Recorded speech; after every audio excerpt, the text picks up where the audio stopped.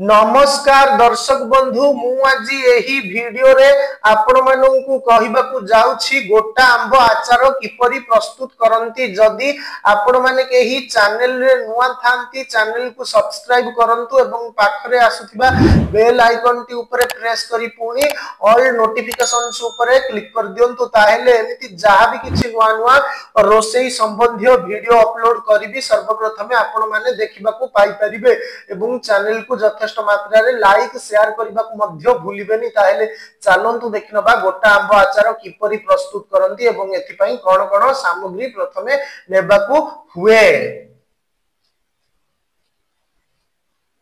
प्रस्तुति सामग्री मध्यम साइज रो पाकळ आंब 20 टी, सोरिष 250 ग्राम, लंका 250 ग्राम, हेंगु टेड़ाए, मेथी 2 चामच, हलदी चूना 1 कप, सोरिष तेल 3 कप और लूण आवश्यक मुताबक।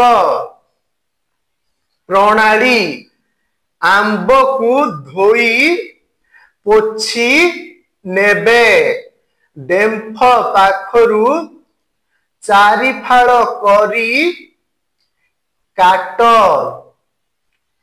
जेपरी पछ पटर आंब लागी रहिथिबा कोइली बाहर करी दियंतो।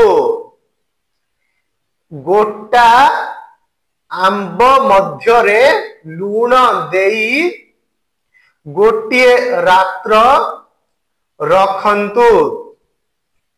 पर दिन सेथिरु किछि किछि लूण झाड़ी दियंतो।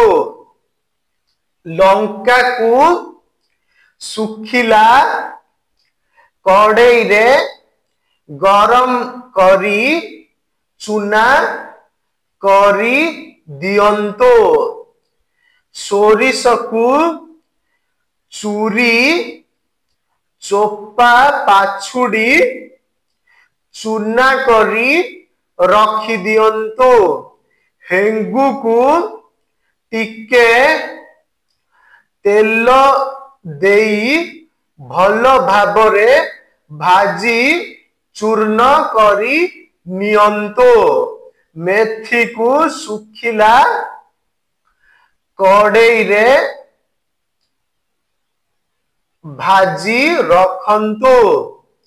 सोरिष लंका हेंगु और हलदी चूना गोटा मेथी ओ आंबरू झड़ाई थिबा अल्प अल्प लूण को 1 कप तेल देई भल भाबरे मिसाई आंब 20 टी रे पूरा भल भरी दियंतो। एही आंब गुडी को 4 दिन पलम किंबा थाली रे खरा रे सुखाइबे। 4 दिन परे आंब को बम रे रखी बली थिबा तेल को ढाली देई घरे रखी नियंतु।